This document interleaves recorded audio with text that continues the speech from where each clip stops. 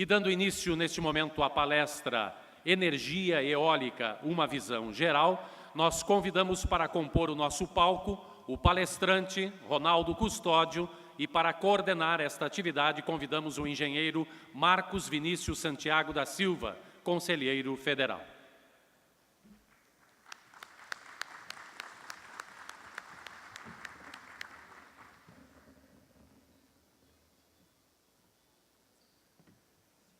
De imediato, nós passamos a palavra ao coordenador desta atividade, engenheiro Marcos Vinícius Santiago da Silva. Bom dia a todos os profissionais do nosso sistema. Bem-vindos a Gramado, na 77ª SOIA. É com imenso prazer que nós vamos direto aos nossos trabalhos e vamos, junto com vocês, escutar essa brilhante palestra que será palestrada pelo engenheiro eletricista, colega nosso, Ronaldo dos Santos Custódio. E antes de fazer a apresentação própria, já comunico que teremos o lançamento do livro Energia Eólica para a Produção de Energia Elétrica, que será realizado nas dependências da nossa exposição. O engenheiro eletricista Ronaldo dos Santos Custódio, formado pela Universidade Federal de Santa Maria e mestre em Engenharia Elétrica pela PUC Rio Grande do Sul. Especialista em energia eólica, com cursos no Centro de Energia da Holanda e do Instituto Alemão de Energia Eólica. Engenheiro da Eletrosul, Centrais Elétricas, onde atualmente é diretor de Engenharia e diretor de Operação. Atuou na Secretaria de Energia, Minas e Comunicações do Estado do Rio Grande do Sul, como assessor técnico. Foi secretário executivo do Conselho Estadual de Política Energética do Rio Grande do Sul, secretário executivo do Comitê de Operação e Planejamento do Sistema Elétrico do Rio Grande do Sul e representante técnico do Brasil na primeira interligação elétrica Brasil-Argentina. Ronaldo, nós, com um imenso prazer, que vamos, fique à vontade para fazer a palestra.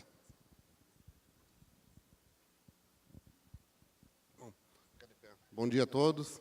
É um prazer estar aqui na Semana de Engenharia, Semana Oficial de Engenharia. É uma honra para mim como engenheiro e estou muito contente com esse momento, e especialmente para falar de um assunto que me entusiasma tanto, que é a energia eólica. A energia eólica, quando os pioneiros do Brasil começaram aí há 15 anos ou mais, era um assunto realmente bastante nebuloso na sociedade brasileira. As pessoas nem sabiam falar o termo eólico, falavam a eólica, por exemplo.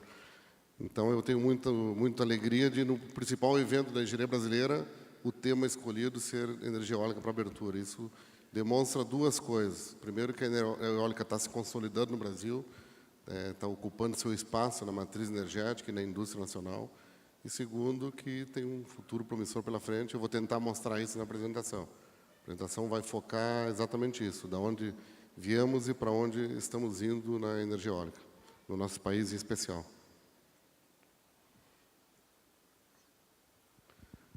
Então, essa é a ideia, uma visão geral da eólica no mundo e no Brasil.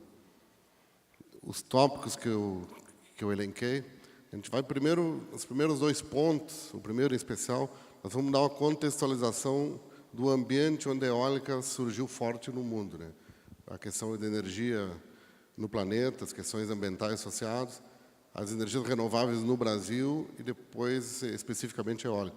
A visão geral no mundo e depois no Brasil. Vou pedir licença para rapidamente falar dos projetos que nós estamos fazendo na Eletrosul e uma rápida apresentação do livro que está sendo lançado na sua segunda edição hoje aqui nesse evento. Então, o primeiro item, energia e planeta. Esse gráfico é conhecido da maioria dos senhores, eu imagino.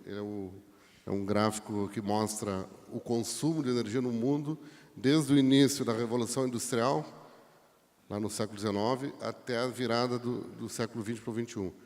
Um gráfico exponencial, mostra que o consumo de energia no mundo é exponencial. Nós somos uma sociedade intensiva energeticamente e que está acentuando essa dependência energética. Esse consumo, obviamente, está associado a uma necessidade de produção. Então, a produção segue esse gráfico, já que a energia é produzida de acordo com o consumo. Só que a grande parte dessa energia foi emitida com emissão de gás de efeito estufa, em especial o CO2. A gente vê no gráfico, ele fala por si só. Essa produção intensiva de energia ao longo de mais de 100 anos, e crescente, resultou, obviamente, em mudanças climáticas importantes e perspectivas que está em discussão hoje na sociedade. Esse gráfico tenta ilustrar isso que eu estou falando. Esse é o gráfico da temperatura no planeta de 1000 anos atrás até 100 anos à frente.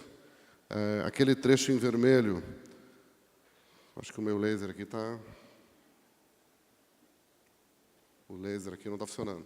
Mas aquele trecho em vermelho significa as medições realizadas pelo homem desde o século XIX. São medições reais de temperatura na superfície do planeta, valores médios.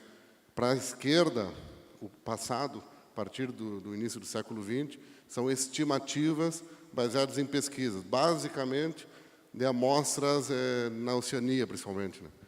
Aqueles furos direcionais que fazem, imagino que alguns já leram sobre isso, que resgata amostras da atmosfera, que ficam depositadas nas várias camadas de gelo ao longo de séculos. Então, se consegue com isso, se consegue reproduzir até alguns milhares de anos atrás. Aqui está representado 1000 anos. O azul é o valor estimado, aquela mancha cinza em volta, a incerteza da estimativa. De qualquer maneira, se percebe que o planeta tinha oscilações no passado, mas mantinha mais ou menos uma constância. A partir do início da Revolução Industrial, se percebe claramente. Tem vários gráficos aí que mostram as correlações entre CO2 e temperatura. Então, aqui só estou pegando o resultado final, né, que é o aquecimento. E para a direita, depois da linha vermelha, até o final desse século, as várias estimativas das várias entidades que têm internacionalmente tratando do assunto. Desde a Associação Internacional de Energia, até entidades de meio ambiente, até a ONU. Então, são vários aqui. A gente mostra que no cenário intermediário, o cenário mais esperado, o nosso planeta vai aquecer em torno de 3 graus. Ele aqueceu 1 grau até agora. Vai aquecer mais 3 ou até mais 7, 8 graus no cenário mais pessimista. Então, é uma projeção que preocupa, né? O que vai acontecer se continuar essa tendência de crescimento da temperatura? Bom. Ok. Vou ter que arrumar mais uma agora.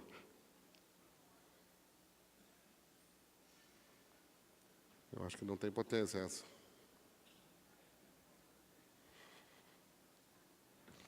Ela tem energia, mas não tem potência. Mas eu não... Aponta ali para tu ver. No LED, acho que não funciona. Os dois estão funcionando, mas não tem potência suficiente para aparecer na tela. Vamos, então, no gogó. Aí ficam as duas perguntas que estão sendo feitas aí nos últimos 20, 30 anos. Né? A sociedade atual vive sem energia? A resposta minha é não. Hoje nós somos uma sociedade dependente energeticamente. O desenvolvimento científico, o desenvolvimento tecnológico, conforto, bem-estar, segurança, tudo hoje depende de energia. Essa própria palestra aqui está sustentada em cima da energia. No projetor, no microfone, no sistema de áudio, de luz. Então, somos uma sociedade energética. E não imaginamos viver sem energia mais. Não imaginamos voltar ao século XVIII ou século XIX. E que alternativa nós temos, portanto? No atual... Opa, fui para o lado errado aqui. Isso, alternativas. Até o final da palestra eu aprendo a mexer nisso. Com o atual estágio da tecnologia, tem duas alternativas. Energias renováveis, que é aquelas que não emitem gás de efeito estufa, ou energia nuclear, que também não emite gás de efeito estufa. Ela tem outros problemas associados muito à segurança e ao trato dos resíduos. Mas ela não emite gás de efeito estufa. O problema central do aquecimento global ela é uma alternativa.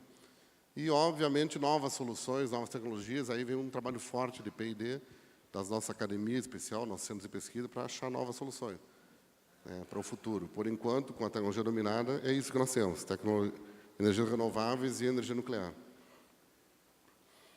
E o esforço que o mundo está fazendo, esse esforço que o mundo está fazendo para mudar esse cenário, aqui eu tento representar o tamanho do desafio. Esse é um estudo feito pela Associação Internacional de Energia, publicado ano passado, que mostra, eu vou tentar explicar ele aqui, A linha preta é como vem se comportando a emissão de gases de efeito estufa. Aqui é CO2, está focado no CO2.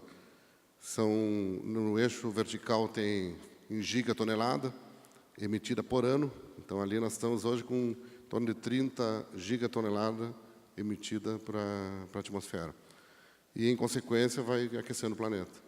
O cenário vermelho é o cenário atual, o que vem acontecendo no mundo e o que se espera que aconteça nos próximos anos. Então, até 2035, nós vamos chegar aí perto de 45 gigatoneladas de emissão de CO2. O cenário azul é se todas as políticas anunciadas por todos os países do mundo derem certo. É um cenário otimista. Não é o esperado é o vermelho. O azul é tudo deu certo. Tudo que prometeram, todas as intenções que tem no mundo deram certo. Vamos ter aí uma emissão da ordem de 37 gigatoneladas. Mas vamos deixar de emitir 7 gigatoneladas. É um resultado importante. O cenário verde, que é chamado aqui de cenário alternativo, a AIE fez de trás para diante.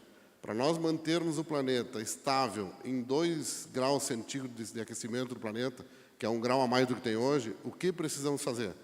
Precisaríamos fazer isso.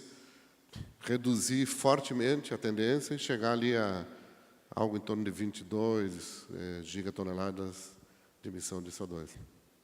Então, e o custo para sair do cenário da linha azul para o cenário da linha verde, das novas políticas para o cenário alternativo, é estimado pela IE em mais de 15 trilhões de dólares, para viabilizar fontes alternativas e nuclear, por exemplo, em substituição de térmicas de combustíveis fósseis. Então, é um desafio técnico, industrial e econômico muito forte. Bom, aí chegamos no Brasil, né? Depois de ter uma ideia geral de como é que está o mundo, o Brasil, as energias renováveis no Brasil, como é que representa, nós temos uma matriz energética diferenciada.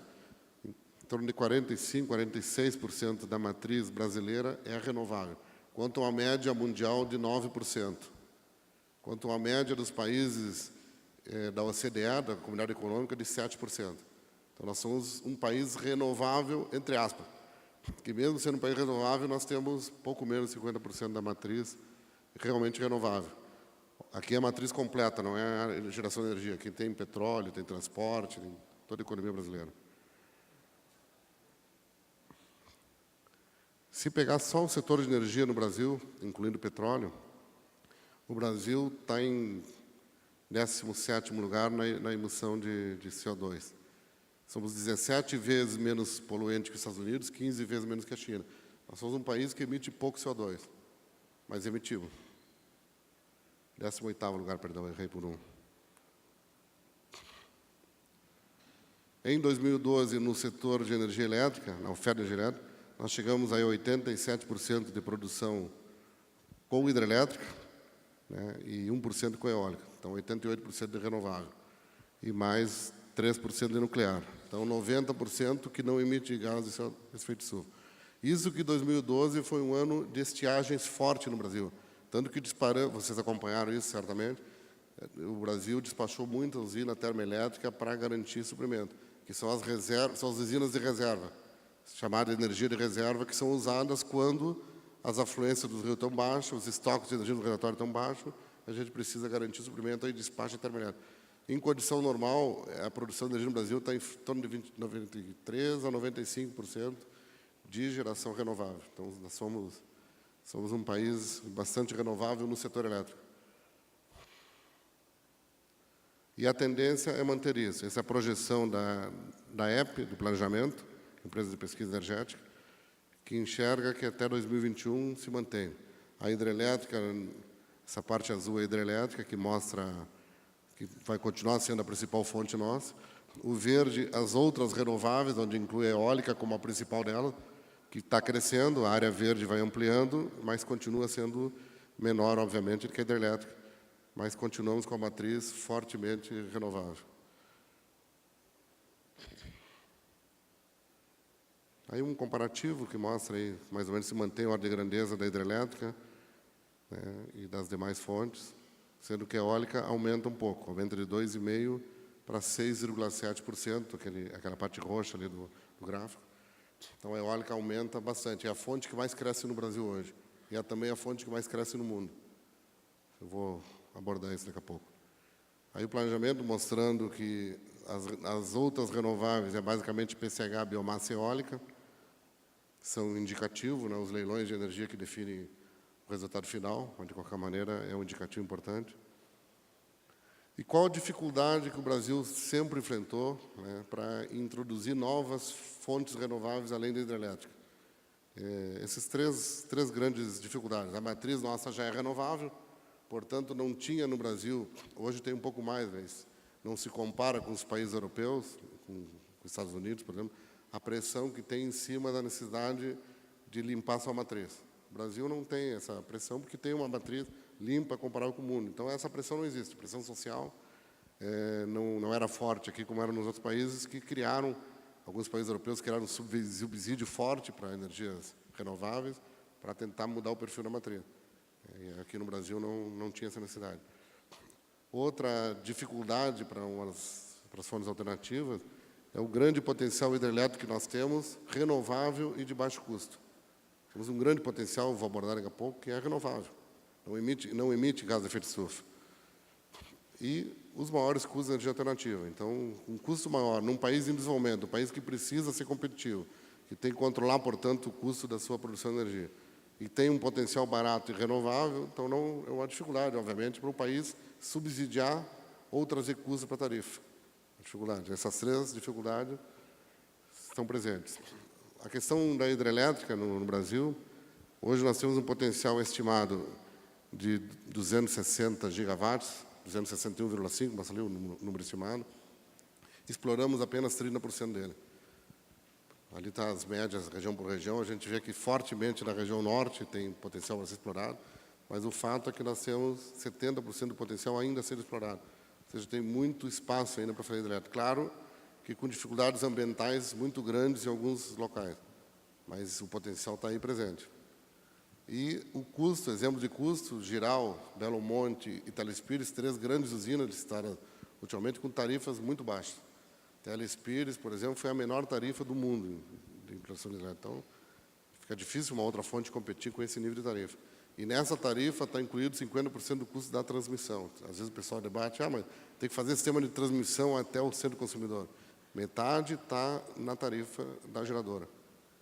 No caso de Giral, daqueles R$ 71, R$ 25 foi para pagar a transmissão. Quer dizer, o custo da geração em si foi R$ 25 a menos. Na faixa de 50 reais.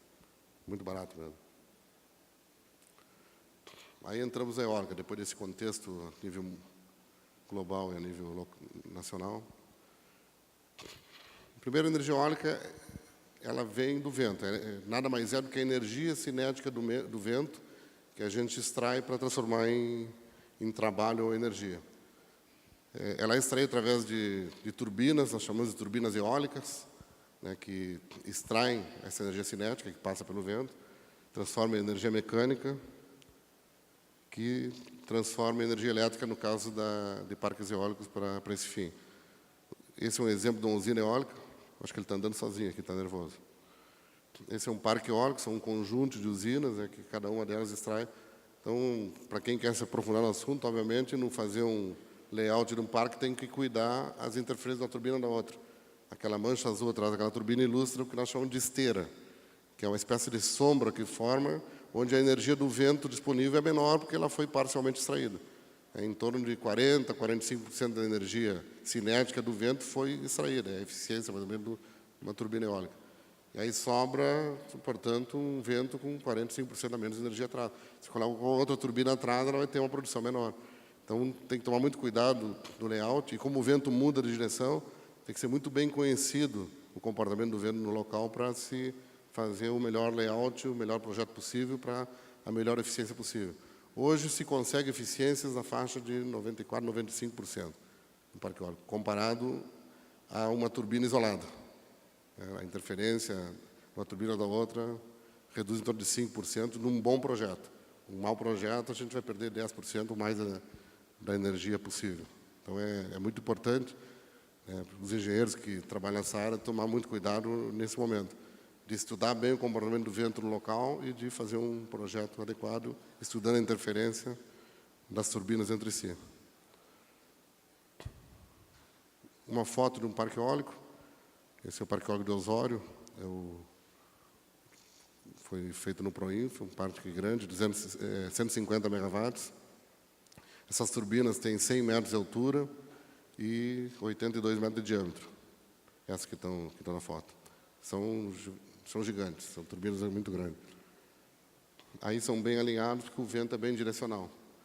No local onde o vento mude mais de local, o layout é mais desarranjado, aparentemente, para quem olha à primeira vista. Aqui uma evolução da tecnologia, os radiadores, desde o primeiro de uso comercial na Dinamarca, até os dias de hoje, eles têm aumentado muito de tamanho. Hoje já tem máquinas chegando a 10 gigawatt individualmente, para uso offshore, uso na água. Hoje está se construindo com lâminas de água de até 50 metros. Usual em torno de 10 metros, mas já tem projeto de até 50 metros. São máquinas muito grandes, que usam gruas enormes, sobre barcaças muito grandes. Então, para botar no solo, a logística é um complicador. Então, essas máquinas grandes, que o custo de instalação é muito alto, tenta-se aumentar a potência individual.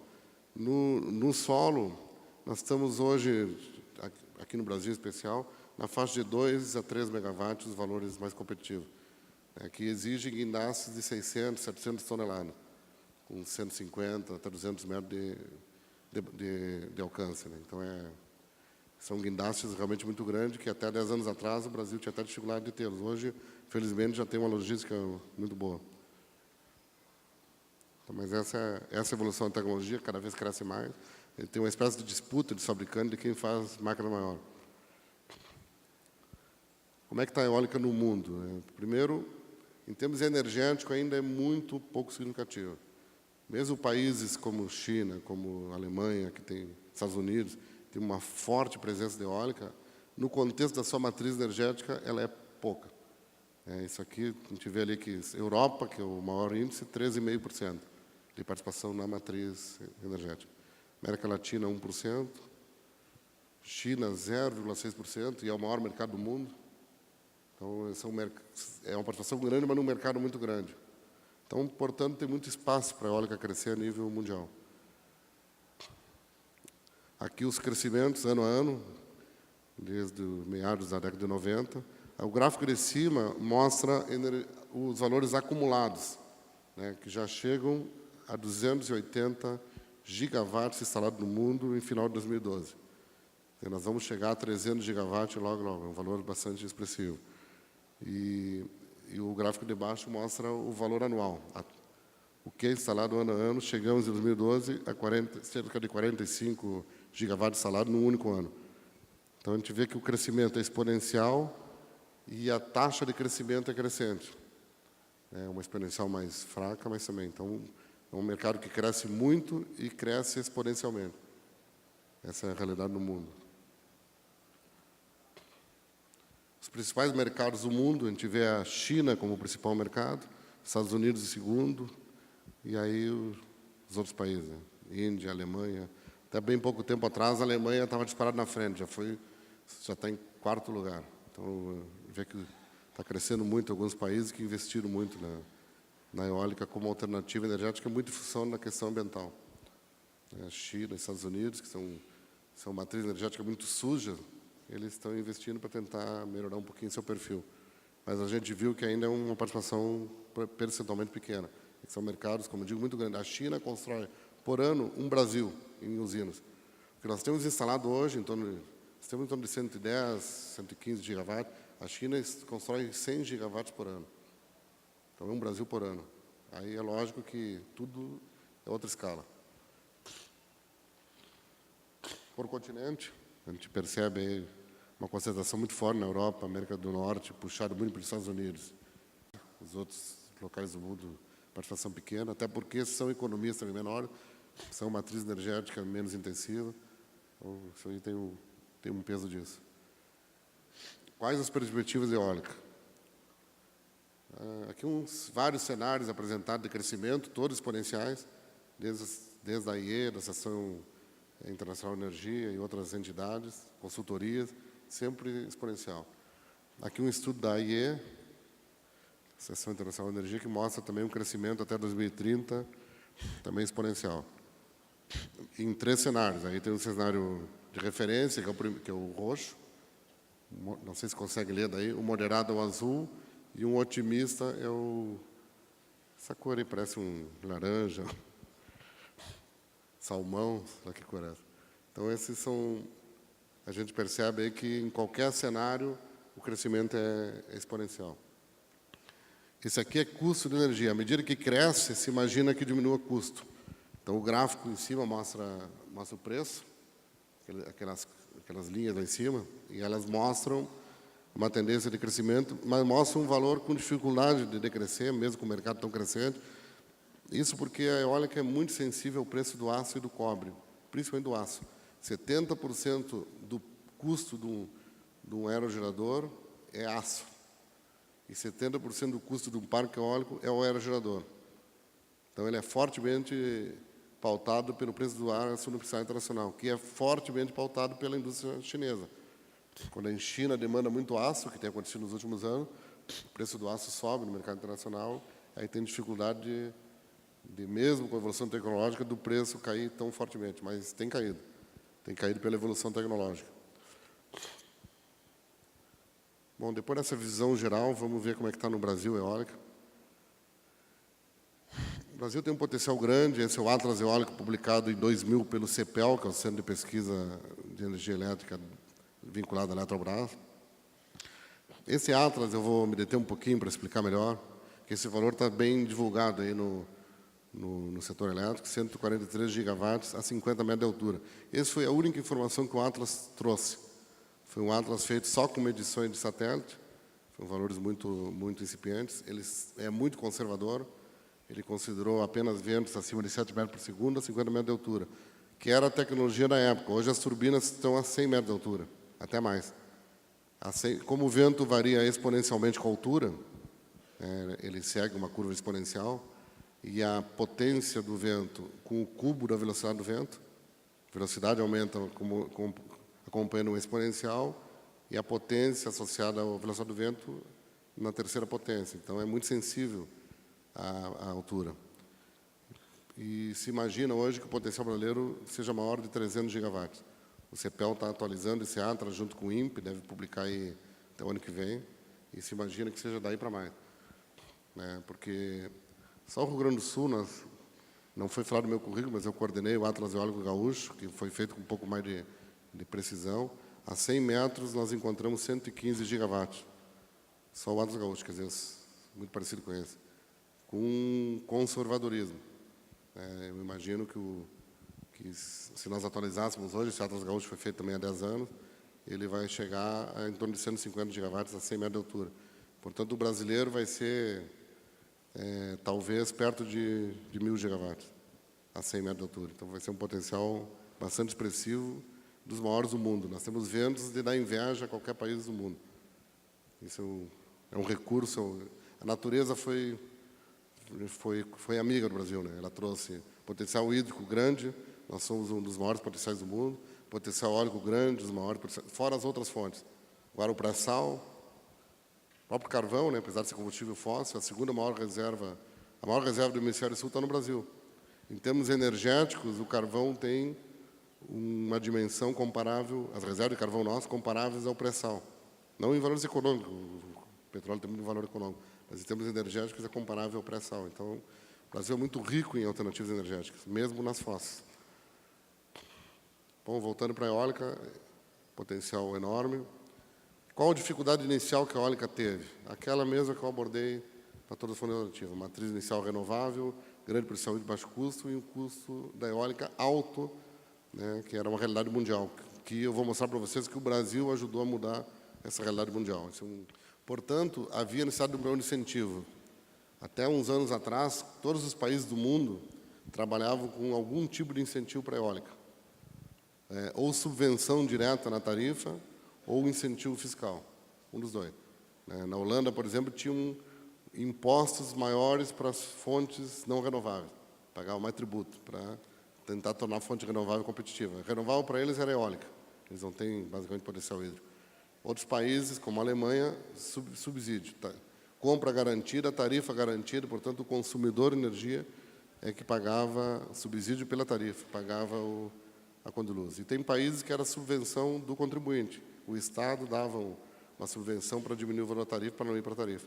Então, tem os 3 modelos clássicos do mundo, e o Brasil, nesse cenário, há em torno de 10 anos atrás, criou o Proinfa, que era um programa de incentivo à fonte alternativa, era a subvenção na tarifa. Eu vou falar um pouquinho do Proinfa, que é importante para entender como é que chegamos. O Proinfa é importante entender que ele não foi uma política de governo, ele foi uma política criada no Congresso brasileiro. Foi um deputado que propôs e virou lei, tá? Um deputado nordestino. E ele tinha como critério de seleção de projetos, ele pegava 3 fontes, PCH, biomassa eólica, como está na tela. Ele tinha 2 critérios de seleção, tinha um só critério de seleção, perdão, que era a data da licença ambiental de instalação. Não tinha nenhum critério técnico. Se tinha vento no local, era irrelevante, desde que tivesse licença ambiental. E isso trouxe tarifas enormes, né, porque nem todos os locais tinham bons ventos, né, e não tinha nenhum critério de regionalização, ou seja, é o que nós chamamos de política com CPF. Ela tinha um destino. E o destino eram vários projetos que já tinham licença de instalação no Nordeste brasileiro.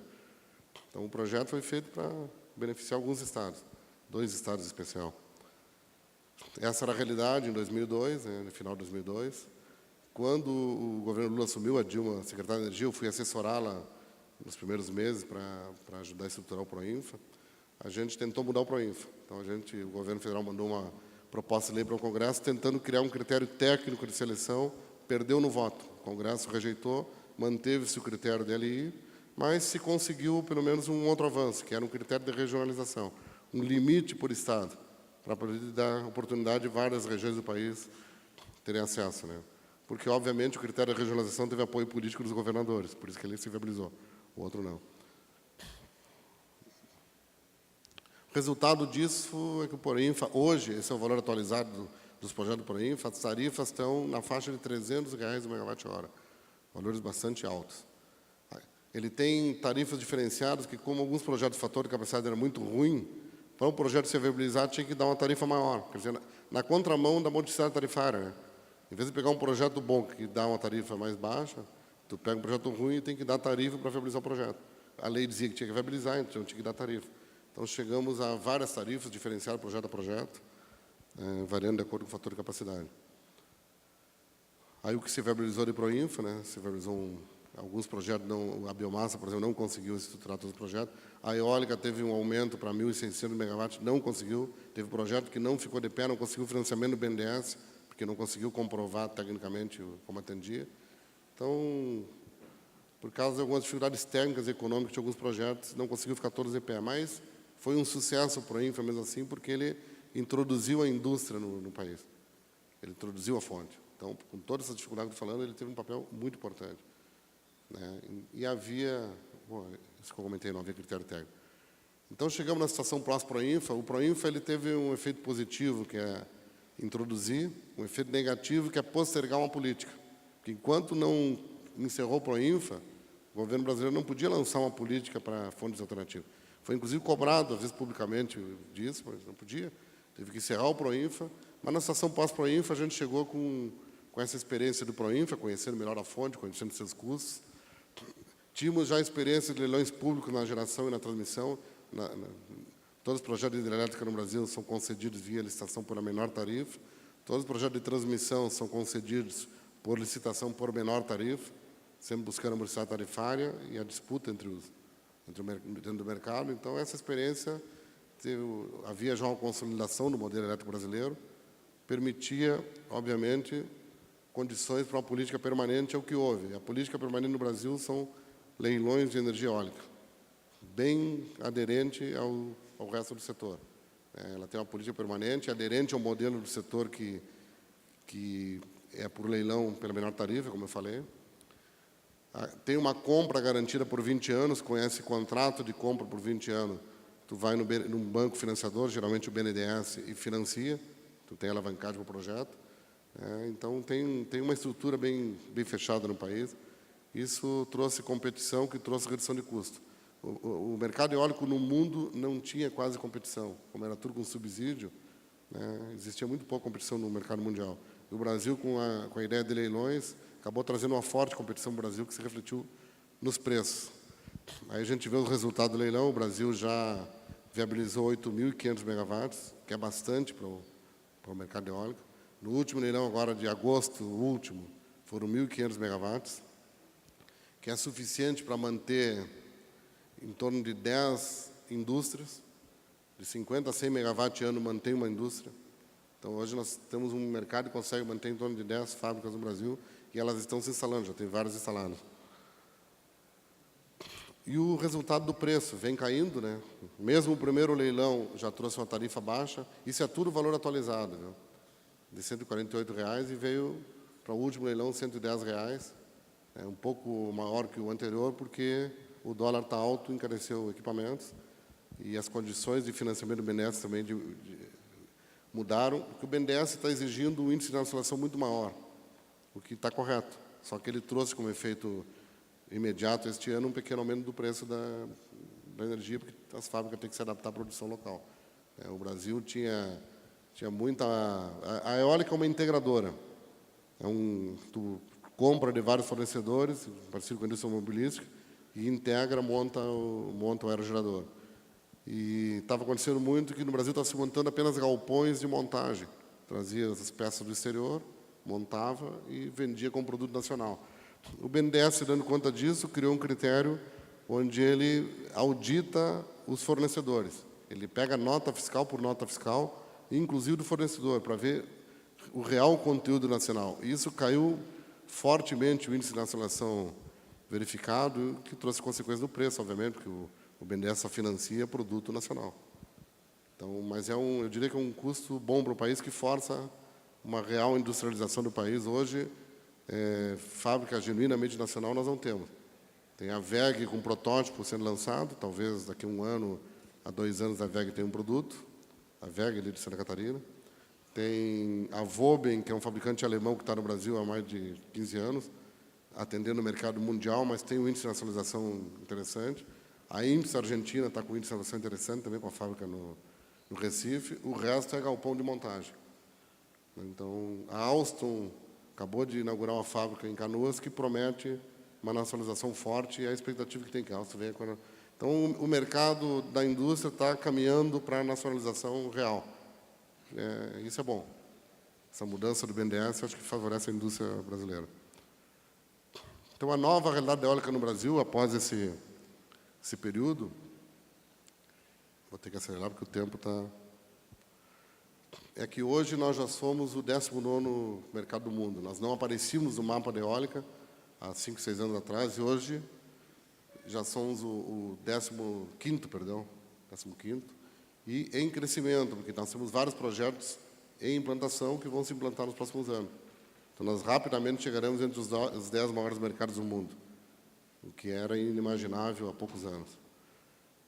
Já somos o 8º mercado do mundo em taxa de crescimento. Nós já somos o 8º que mais investe. Então, o Brasil está assumindo um papel importante na indústria eólica e está crescente. A distribuição regional, a gente vê o que? Basicamente, Nordeste e Rio Grande do Sul. Essa é tem Santa Catarina ali, porque teve projeto do Proinfa. Em leilão, o leilão ele força a disputa entre os melhores projetos, só consegue menor tarifa, que tem um projeto que tenha bom vento e uma boa infraestrutura, boa custo de conexão à rede, etc. Então, desde que começaram os leilões, só deu Rio Grande do Sul e Nordeste.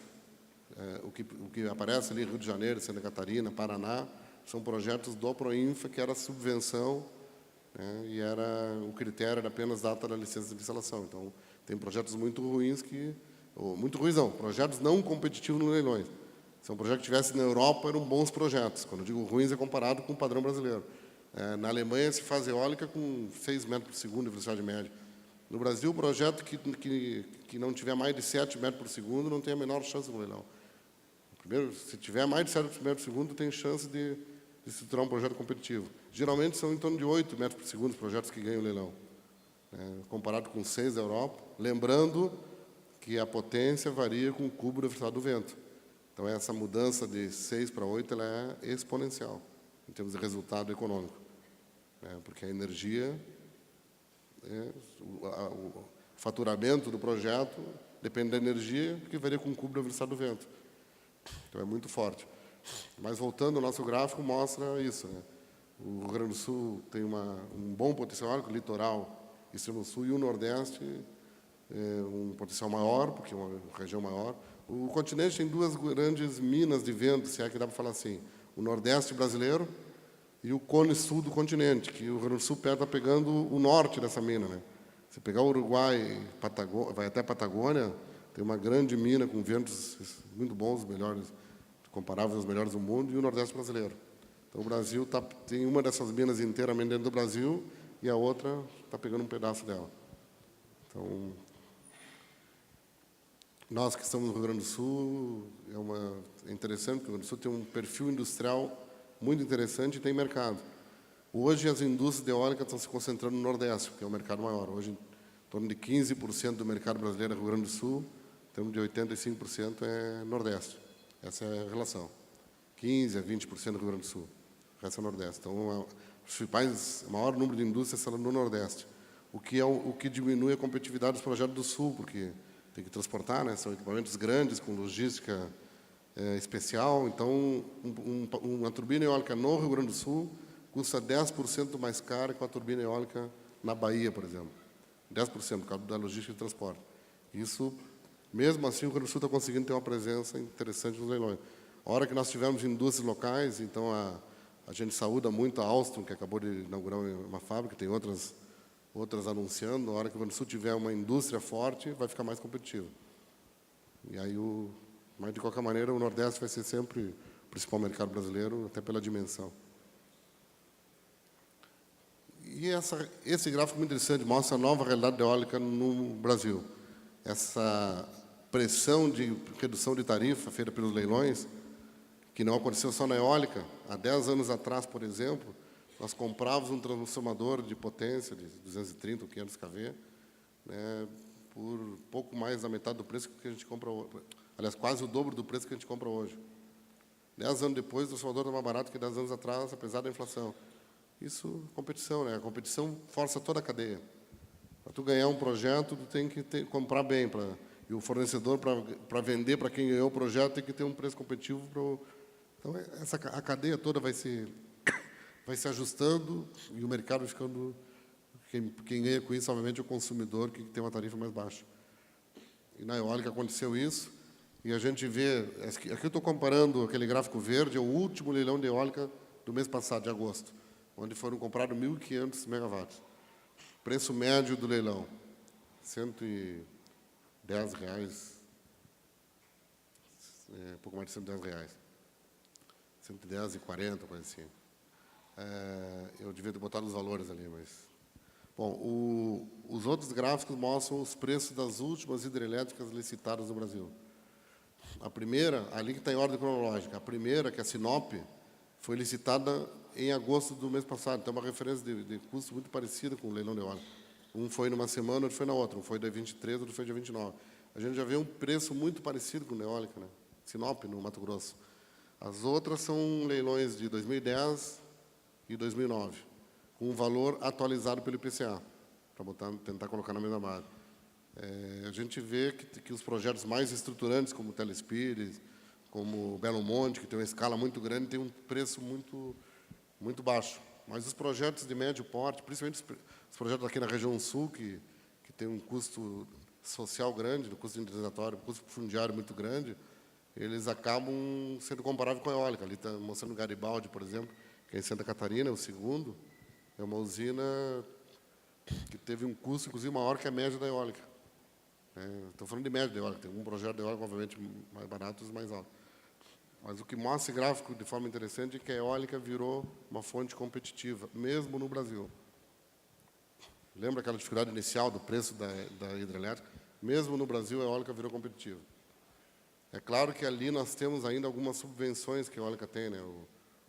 Os aerogeradores têm reduções de ICMS. Tem uma resolução CONFAS que que dá uma redução de ICMS importante, né? Zero ICMS em vários itens aerogerador, né? Que a hidrelétrica não tem. Quer dizer, provavelmente, a partir dessa realidade, a Fazenda vai começar a repensar essas subvenções, que tiveram o objetivo de introduzir. Mas, de qualquer maneira, o preço no Brasil está muito, muito interessante. E, se nós olharmos no cenário mundial, essa tendência está se confirmando. Depois que o Brasil lançou o leilão de eólica, outros países seguiram o Brasil, né? México, Uruguai, Espanha, e a gente vê que está caindo o preço, mesmo no mercado internacional. Aquele ponto fora da curva lá é o Proinfo, viu? Aquele azul lá. Ali os azuis são os leilões no Brasil, que estão reduzindo o preço, depois os outros são os leilões nos outros países. Então, todos os países que adotaram o leilão, a tarifa vem caindo. A eólica está ficando realmente competitiva. Algumas características da eólica no Brasil importantes de serem comentadas. Esse gráfico mostra uma complementaridade energética entre o regime de afluência nos principais reservatórios do Brasil. Aí nós pegamos o Sudeste, que 70% do reservatório do Brasil está no Sudeste, né? E o regime de vento aí no Nordeste brasileiro, quando está o principal potencial eólico.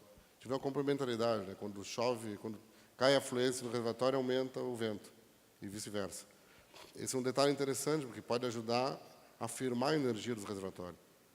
Aquela energia secundária que verte, uma parte dela para se transformar em energia firme. Isso é um ganho energético para o país que não está reproduzindo na tarifa. A gente vai sentir a longo prazo. Muito interessante. Se nós juntarmos a biomassa de cana, a gente vê que a complementaridade é mais perfeita ainda, um complementa o outro. Então, o Brasil tem essa riqueza. Além de ter riqueza energética, são regimes complementares o que nos favorece na programação energética. Outra característica eólica, aí mostra um gráfico diário, né, variando hora a hora. A gente vê que o vento varia muito, né, porque a energia produzida depende do vento. O vento é uma variável aleatória contínua.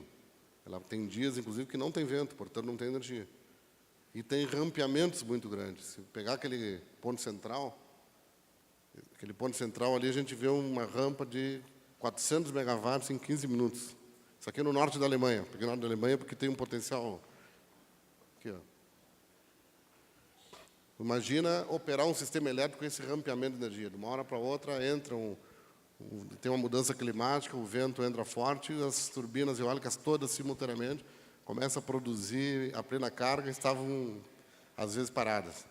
Isso exige muito cuidado no controle da operação. Essa é uma dificuldade que tem na operação do sistema elétrico, as rampas de energia, de variação de potência da energia eólica. E a incerteza das variações. Então, tem estudos muito importantes, cada vez mais se traz ferramentas climatológicas para a programação energética, para tentar capturar isso, mas é um cuidado. Isso traz uma grande discussão qual é o limite de participação da eólica no setor elétrico. Um setor elétrico 100% dependendo da eólica é impossível. Se não tem energia, não tem vento, não tem energia. Mas qual é o limite que dê segurança na operação do sistema? Hoje se fala em 30%, 35%, até 40%. No norte da Alemanha, a Holanda, está em 40% de participação. Então, você vê que nessa ordem de grandeza, que é grande, é possível. Mas até quanto, né? Quando se começou essa discussão, se falava em 15% a 20%, hoje já está em 30%, mas certo que não é 100%. Então, nós temos, olhando com a visão energética, temos incerteza na programação energética e temos dificuldade na programação energética. Portanto, ela não pode ser geração de base. A energia eólica é uma geração complementar. Tu não pode ter um sistema baseado nela e tu não pode depender dela para garantir o suprimento. Tu tens uma previsibilidade estatística. A gente sabe ao longo do ano quanto vai produzir e erra pouco nisso. A gente consegue errar em menos de 2%, 3%. Quanto vai produzir no ano, mas quanto vai produzir hora a hora, a gente não sabe. A gente tem um resultado anual. Então, ele serve para a programação energética, uma fonte importante, mas não é geração de base. Geração de base é a termoelétrica, é a nuclear e a hidrelétrica com acumulação, com regularização. Hidrelétrica a fio d'água, como está se fazendo hoje no Brasil, não serve para geração de base também, porque quando entra o período de estiagem, tu não tem geração. Belo Monte, por exemplo, cai de 11.000 para 4.000 megawatts, de um período do ano para o outro. e como tu não acumulaste água, porque ela não tem reservatório, ele cai para 4.000 mesmo, não tem como. Ela vai servir como base para 4.000 megawatts, não mais do que isso. Não para os 11.000 que ela foi projetada. As usinas de Jirau e Santo Antônio, juntas, produzem 3.000 megawatts médios. Se fosse um único reservatório com acumulação, produziria 7.000 megawatts médios. Então, é o que nós estamos perdendo no Brasil, é a capacidade de acumulação. Basicamente por restrições ambientais, que exigem que os reservatórios sejam menores e a fio d'água. Resultado é que isso prejudica também a energia eólica, porque à medida que eu vou perdendo capacidade de acumulação, eu vou perdendo capacidade de usar a eólica. Porque uma das vantagens daquela complementaridade que eu mostrei entre eólica e hidrelétrica é poder acumular vento no reservatório na forma de água. Quando tem vento, diminui a geração hidrelétrica, o que eu estou fazendo? Acumulando água. Então, quando eu tenho uma grande capacidade de acumulação, que era uma característica do Brasil até então, isso é ótimo. Quando eu perco a capacidade de acumulação, isso... Então, até para permitir a participação da eólica e de outras fontes sazonais, como a biomassa, por exemplo, é importante ter reservatório, e isso, infelizmente, o Brasil está perdendo. Bom, terminei. Eu vou só mostrar rapidamente os projetos que a gente tem envolvido. A Eletrosul é um estatal federal. Pedi licença aqui para o Capuani para fazer um marketing. A história nossa, a gente foi criado em 68, teve todo o nosso parque gerador privatizado em 98, que era aquela política de privatização do país à época. Só para ter uma ideia, nós perdemos 6.500 megawatts, vendido por 1,7 bilhões de dólares, sendo na realidade 800 milhões de dólares realmente pago, o resto era financiamento assumido. Hoje nós voltamos a gerar, desde 2004 o governo conseguiu mudar a lei no Congresso e autorizar a Eletrosul a voltar a investir em geração, e hoje nós já somos o maior investidor em energia eólica do Brasil. Ali estão uns exemplos do parque eólico que nós estamos fazendo. Nós estamos construindo hidrelétrica e eólica, só energia renovável. Hidrelétrica estamos voltando a ser uma geradora importante, e eólica somos, como já disse, já o maior investidor do país em energia eólica. É um sistema grande, o sistema da Eletrosul comparável com o sistema da Argentina. Tem em torno de 12.000 quilômetros de linha de transmissão, 70 subestações. Estamos investindo hoje 8 bilhões de reais, neste momento, só em sistema de transmissão e geração. E na eólica nós estamos construindo, hoje tem um parque eólico em operação em Livramento, fronteira com o Uruguai, na Pampa Gaúcha, um projeto de 90 megawatts, investimento de 440 milhões, algumas fotos dele. É um projeto interessante, essa foto eu acho interessante porque ela mostra uma das grandes vantagens da eólica, é o uso do solo. Ela é perfeitamente compatível com a maioria dos usos do solo. Aí é uma região de pecuária, criação de ovelha e de gado, e o proprietário rural segue produzindo, como produzia normalmente, e ainda agrega uma receita, porque ao instalar uma turbina eólica, ele recebe uma espécie de locação, na realidade um percentual de faturamento. Existe um contrato de direito de uso da superfície e, em troca, uma remuneração. Então, ele recebe uma renda que ele não tinha e que, em muitos casos, é maior do que a própria renda que o campo já trazia para ele. E ele ganha uma estrada de qualidade, porque tem que se fazer uma melhoria nos acessos por causa da necessidade de transportar grandes equipamentos, transportar guindás, se exige estradas de boa qualidade. E ganha segurança, porque a gente tem que colocar segurança com ronda motorizada, geralmente, até para poder conseguir seguro do parque. E ao colocar ronda, a gente acaba com o abigeato, que é uma prática comum em regiões de fronteira, que a fronteira, essa região era a região com o maior índice de abigeato do Rio Grande do Sul. Para quem não sabe o que é abigeato, é roubo de gado. Rouba gado, rouba ovelha para abate clandestino, para exportação, para contrabando. Então, essa era a região com o maior índice de abigeato do Brasil, e hoje desapareceu o abigeato lá, por causa da segurança. Então, é um ganho muito importante para a comunidade local. A eólica traz isso. Ela é muito amigável, muito bem aceita pelas comunidades. Diferente da própria hidrelétrica, que é uma fonte importante para o Brasil, ela traz um impacto local muito importante, né? Geralmente ela é rejeitada pela comunidade local porque vai mexer com as pessoas. Vocês vão ter que, principalmente quem está na área de abrangência do reservatório, vai ter que ser relocado. E as pessoas se incomodam com isso.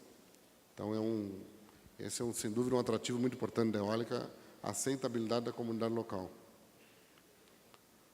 Em implantação, nós estamos construindo, ampliando o projeto lá de Livramento. Esse é o mapa eólico do Rio Grande do Sul a 100 metros de altura. As manchas amarela e vermelha são ventos competitivos em leilões no Brasil. Então, a gente vê que o Rio Grande do Sul inteiro é competitivo, né? Mas o mais forte é a metade sul, ali, fronteira com o Uruguai, e o litoral. Então, nós estamos lá na fronteira com o Uruguai, em Livramento, e também na fronteira com o Uruguai, no Chuí, extremo sul do Brasil. Acho que não tem brasileiro que não conheça de nome o Chuí, uma cidadezinha pequena, com 5 mil habitantes, e Santa Vitória do Palmar, uma cidade de 30 mil habitantes, onde juntos estamos construindo um complexo eólico, são os investimentos em Livramento, aqui no entorno. Ali a gente percebe uma imagem satélite, aquela mancha preta no canto já é Uruguai, então ele está bem próximo à fronteira com o Uruguai.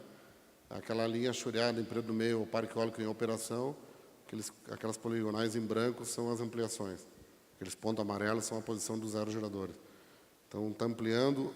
Esse projeto de Livramento, que vai ficar pronto até o final do ano, vai ser maior do que o de Osório, para terem ideia do tamanho, que era até pouco o maior projeto da América Latina. Então, as escalas são muito grandes dos projetos novos.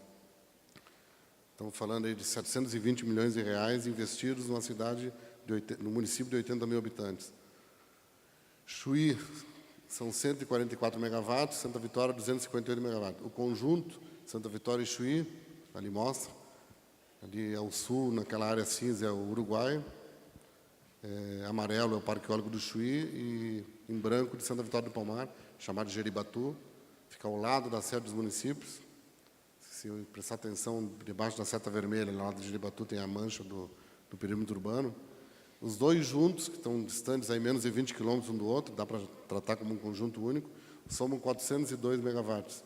Juntos vão ser o maior complexo eólico da América Latina. Mais de 1 bilhão, em torno de 1,5 bilhão de investimentos em 2 municípios que juntos não chegam a 40 mil habitantes. Então, olha o impacto econômico no local. Então, a eólica traz isso. Como a eólica está colocada, felizmente, as regiões mais promissoras estão em locais carentes, tanto no Nordeste como no Sul, a eólica é uma opção para o desenvolvimento regional. É uma opção importante que surgiu tanto no Nordeste quanto no Sul. No Rio Grande do Sul, felizmente, eu repito, os melhores locais são nas regiões mais carentes. Então, nós estamos falando aí aí desconfigurou tudo, mas 2,3 bilhões de investimento atualmente feito pelo Eletrosul. 2,3 bilhões ali em vermelho. Isso dá para ler, né? Não dá para ver o detalhe, mas são investimentos importantes. Todos em regiões carentes. E nesse contexto, gente, que eu tomei a iniciativa de escrever um livro de engenharia. Não é um livro institucional, é um livro técnico. Tá? Esse livro, a primeira edição foi em 2009, lançado ali no CREA, né, em Porto Alegre, junto com o Capuani. 5 mil exemplares esgotou, e a gente, então, resolveu revisar, ampliar, atualizar, e lançar a segunda edição agora, está sendo lançada agora ali, e revista ampliada. E ele é um livro, como repito, foi o primeiro livro de engenharia em língua portuguesa. Então, isso muito me honra, né? E o objetivo do livro era disseminar conhecimento. Não tenho nenhum ganho econômico com o livro. O primeiro livro foi de distribuição gratuita, segundo, fiz um contrato com a editora porque o problema do primeiro livro era como distribuir ele. Ele virou uma espécie de brinde. Então, agora ele tem uma rede de distribuição, e a minha cota como direito autoral eu ganhei em livro. E a minha cota em livro eu estou distribuindo para todas as bibliotecas de todo o Estado brasileiro. Estou mandando 13 exemplares para cada biblioteca e mais alguns para... Então, é um livro, o objetivo principal dele é esse, gente, é disseminar conhecimento. Ele é um livro, aqui está o conteúdo, é um livro que traz desde o vento, da origem do vento, até a conexão ao sistema elétrico, aos estudos que têm que ser feitos, cuidados técnicos. É um livro, como disse, de engenharia, para um engenheiro que quer se introduzir e se aprofundar no... A pretensão é que, ao terminar de estudar esse livro, tenha condições de desenvolver minimamente um projeto de um parque eólico, desde a medição de vento até a implantação do projeto. Essa é a pretensão, e espero que ajude a nossa engenharia brasileira cada vez mais tornar a eólica uma realidade e não só comprar projetos, né? Que a maioria dos desenvolvedores no Brasil compram projetos, né? A gente está querendo que a Engenharia Brasil desenvolva o projeto.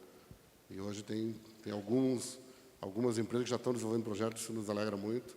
E esse é o principal objetivo desse tipo de trabalho, que tem anos de dedicação aqui para ajudar o nosso conhecimento. É isso que eu tinha, gente. No mais, estou à disposição aqui para algum questionamento. Obrigado.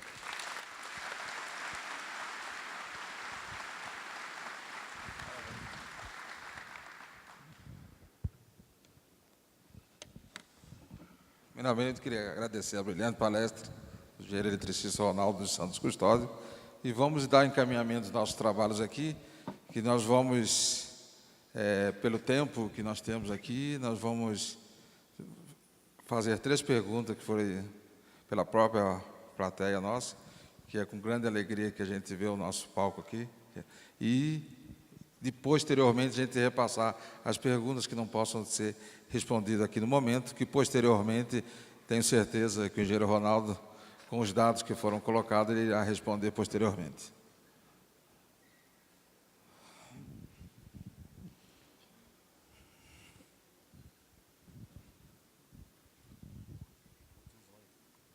Faltou os olhos.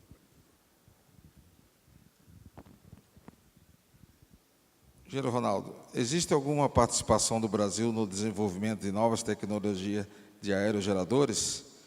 1. 2. Qual o impacto previsto na microgeração eólica no Brasil? Bom, o Brasil tem alguns trabalhos interessantes sobre tecnologia, mas basicamente em cima dos conceitos atuais, que são aerogeradores de eixo horizontal, né, que são os que têm tido melhor desempenho para a produção de energia elétrica. Como eu falei, a WEG está com um projeto muito importante, mas como é que a WEG fez? Comprou um projeto alemão e começa a desenvolver. Aliás, é como todo mundo faz, gente. O chinês, que hoje é maior, das 10 maiores fabricantes do mundo, 4 são chineses. Todos eles começaram assim, foram lá comprar um projeto, depois... A INPS Argentina também comprou um projeto da Alemanha. Na Alemanha tem alguns escritórios de engenharia especializados em vender projetos. Então, o Brasil, a WEG foi nessa linha. Já aerogeradores de porte menor, tem algumas iniciativas no Brasil. Tem uma pequena fábrica no Rio de Janeiro, ligada à Universidade Federal, que está produzindo aerogeradores de 15 kW. A Escola Técnica de Parobé, aqui no Rio Grande do Sul, tem um projeto muito interessante, com apoio da Federal de Santa Maria, para desenvolver aerogerador de pequeno porte, para microgeração. Que esse é um espaço que o Brasil tem a desenvolver ainda. Já pegando a sequência da pergunta, o Brasil ainda está bem resolvido na construção de grandes usinas eólicas, mas está mal resolvido na introdução de pequenos aerogeradores em no uso do campo, né? E até porque o Brasil, até bem pouco tempo, tinha até dificuldade de trazer energia para o campo, né? Só para lembrar que o Luz para Todos trouxe 18 milhões de novos consumidores de energia, né? E, portanto, é um espaço também que se abre para esse tipo de uso. Mas eu acho que é um espaço que tem para crescer e é um espaço que tem para desenvolver tecnologia. Mas não tem, assim, no mundo, tem algumas pesquisas de outras tecnologias para eólica, mas nada... Aqui na PUC, o professor Alé, aqui na PUC de Porto Alegre, tem um projeto de eixo vertical para instalação em prédios em áreas urbanas. Um projeto interessante. É um eixo vertical, que aí o vento, qualquer direção que veio o vento, ele movimenta o aerogerador. O aerogerador não precisa... Porque esses que eu mostrei aqui, eles se movimentam buscando o vento. O vento mudar de direção, ele automaticamente... Ele tem sensores em cima do aerogerador que mede a direção e velocidade do vento. Automaticamente ele gira buscando o vento e corrige o ângulo de inclinação das pás, buscando a melhor eficiência aerodinâmica. As máquinas de grande porte, máquina de pequeno porte não pode ter isso, tem que ser uma solução mais simples, mas geralmente tudo eixo horizontal. Eixo vertical tem poucas no mundo e uma é aqui de Porto Alegre para instalação em prédio, mas ainda os custos são muito altos. Viu? Assim como a solar, o custo para instalar na casa da gente ainda é bastante forte. Eu imagino que se não tiver algum programa de incentivo, vai ser difícil ele se disseminar pelo país, a microgeração, sem algum tipo de incentivo, que a ANEEL já regulou, pelo menos isso. Até o ano passado não tinha nem regulação a respeito. Agora a ANEEL regulou, já é o primeiro passo. O segundo passo é desenvolver algum tipo de incentivo. Engenheiro Ronaldo, quais os aspectos, se existem os aspectos negativos da utilização da energia eólica? O senhor já falou sobre os impactos ambientais, os custos, comparados com outras fontes alternativas. Olha, impacto negativo, eu não coloquei ali, mas na bibliografia a respeito do assunto, a eólica é das fontes de produção de energia elétrica que tem o menor impacto socioambiental. Isso é consolidado. Não na geração como um todo, no uso de energia como um todo, o menor impacto é da solar térmica.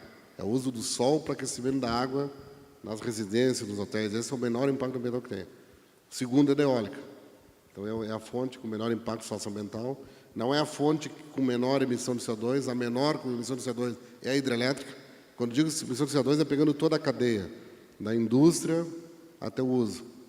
Hoje, talvez seja surpresa para muitos, a que tem menor impacto na emissão de gás de efeito estufa é a hidrelétrica, a eólica é a segunda. Obviamente, nesse cálculo, está muito em cima da matriz energética europeia, onde estão as principais indústrias, que quando faz a cadeia, impacta muito a produção dos equipamentos eólicos, são equipamentos energeticamente intensivos. Manusear aço é intensivo. À medida que o Brasil vai limpando sua matriz e a indústria vai migrando para cá, pode ser que a eólica acabe superando a hidrelétrica. Mas hoje é o maior impacto ambiental significativo da eólica. O mais comentado é impacto com ave e fauna, com pássaro. Ele tem um impacto sim, com pássaro, tem que cuidar, mas é muito menor do que as pessoas imaginam.